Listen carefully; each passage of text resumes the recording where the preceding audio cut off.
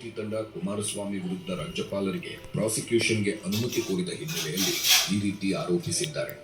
ಜಾಮೀನಿನ ಮೇಲೆ ಹೋಗಿರುವ ಆರೋಪಿ ಎಚ್.ಡಿ. ಕುಮಾರಸ್ವಾಮಿ ಅವರು ಕರ್ತವ್ಯಕ್ಕೆ ಅಡ್ಡಿಪಡಿಸುವ ಕೆಲಸ ಮಾಡಿದ್ದಾರೆ.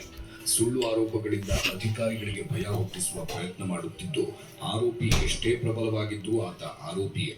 ಇಂಥ ಆರೋಪದಿಂದ ನಾವು ಭಯ ಬೀಳುವುದಿಲ್ಲ. ಎಲ್ಲರೂ ಮುಕ್ತರಾಗಿ ಕರ್ತವ್ಯ ಮಾಡೋಣ. ಇಂಗ್ಲಿಷ್ನ ಜಾರ್ಜ್ ಬರ್ನಾರ್ಡ್ ಶಾ ಹೇಳಿದಂತೆ, ಹಂದಿಗಳೊಂದಿಗೆ ಎಂದಿಗೂ ಕುಸ್ತಿಯಾಡಬೇಡಿ, ಅದರಿಂದ ನೀವು ಕೊಳಕಾಗುತ್ತೀರಿ. ಹಂದಿಯೂ ಕೂಡ ಅದನ್ನೇ ಇಷ್ಟಪಡುತ್ತೆ. ಅದೇ ರೀತಿ ಆರೋಪಿಗಳು ನಮ್ಮ ಮೇಲೆ ಕೊಳಕು ಎಸೆಯುತ್ತಾರೆ. ಇದರಿಂದ ಭಯ ಬೀಳುವ ಅಗತ್ಯವಿಲ್ಲ. ಸತ್ಯವು ಯಾವಾಗಲೂ ಜಯಿಸುತ್ತೆ. ಸತ್ಯಮೇವ ಜಯತೆ. ನಮ್ಮ ಸತ್ಯ, ನಮ್ಮ ಕರ್ತವ್ಯ. ದೇವರ ಮೇಲೆ ನಂಬಿಕೆ ಇಟ್ಟು ಕೆಲಸ ಮಾಡುವ M. Chandrashekhar, IPS, ADGP, Karnataka Lokayukta. Kumaraswamy ಅವರ ಬಗ್ಗೆ ಬರೆದ ಪತ್ರದಲ್ಲಿ ಹಂದಿ ಪದ ಬಳಕೆ ಬಗ್ಗೆ ಬಿಜೆಪಿ ನಾಯಕರು ಸರ್ಕಾರ ಹಾಗೂ ಅಧಿಕಾರಿ ವಿರುದ್ಧ ತಿರುಗಿ ಬಿದ್ದಿದ್ದಾರೆ. ಇಂಥ ವಲಸು ಪದಗಳನ್ನ ಉಪಯೋಗ ಮಾಡಿ ಇಡೀ ದೇವೇಗೌಡರನ್ನ ಮತ್ತು ದೇವೇಗೌಡರ ಕುಟುಂಬವನ್ನ ಒಂದು ನಿಂದನೆ ಮಾಡಿರ್ತಕ್ಕಂಥದ್ದು.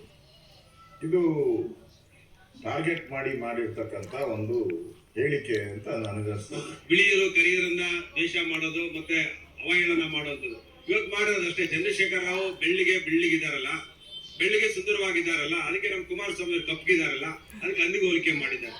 ಓದಕ್ಕೆ ಅರ್ಥ ಮಾಡ್ಕೊಳ್ಳಕ್ಕೆ ಬಂದ್ರೆ ಈ ಪ್ರಶ್ನೆನೇ ಬರಲ್ಲ. ಬರ್ನಾರ್ಡ್ ಶಾ ಹೇಳಿದ್ದನ್ನ ಅವರು ಕೋಟ್ ಮಾಡಿದ್ದಾರೆ. ನನಗೆ ಅಪ್ಲೈ ಆಗುತ್ತೆ ಅಂತ ಯಾಕೆ ತಗೋಬೇಕು ನಾವು? ಈ ಮಧ್ಯೆ ಕುಮಾರಸ್ವಾಮಿ ಚಂದ್ರಶೇಖರ್ ಮಧ್ಯೆ ಹೊಸ ವಾರ್ ಶುರುವಾಗಿದೆ. ಕೇಂದ್ರ ಸಚಿವ ಕುಮಾರಸ್ವಾಮಿ ಈಗಾಗಲೇ ಪಡೆದಿದ್ದ ನಿರೀಕ್ಷಣಾ ಜಾಮೀನು ರದ್ದು ಕೋರಿ SIT ಕೋರ್ಟ್ ಮೆಟ್ಟಿಲೇರುವ ಸೂಚನೆ ನೀಡಿದೆ.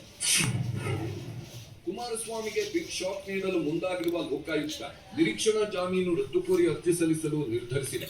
ಸಾಯಿ ಮಿನರಲ್ಸ್ ಕೇಸ್ನಲ್ಲಿ ನಿರೀಕ್ಷಣಾ ಬೇಲ್ ಮೇಲಿದ್ದಾರೆ ಕುಮಾರಸ್ವಾಮಿ. ಈ ನಿರೀಕ್ಷಣಾ ಜಾಮೀನು ರದ್ದು ಕೋರಿ SIT ಹೈಕೋರ್ಟ್ಗೆ ಶೀಘ್ರವೇ ಅರ್ಜಿ ಸಲ್ಲಿಸುವ ಸಾಧ್ಯತೆಗಳಿವೆ.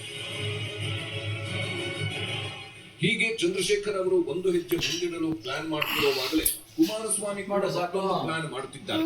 ಚಂದ್ರಶೇಖರ್ ವಿರುದ್ಧ ಕೇಂದ್ರ ಗೃಹ ಇಲಾಖೆಗೂ ದೂರು ನೀಡಲು ಮುಂದಾಗಿದ್ದಾರೆ. ಹಂದಿಗೆ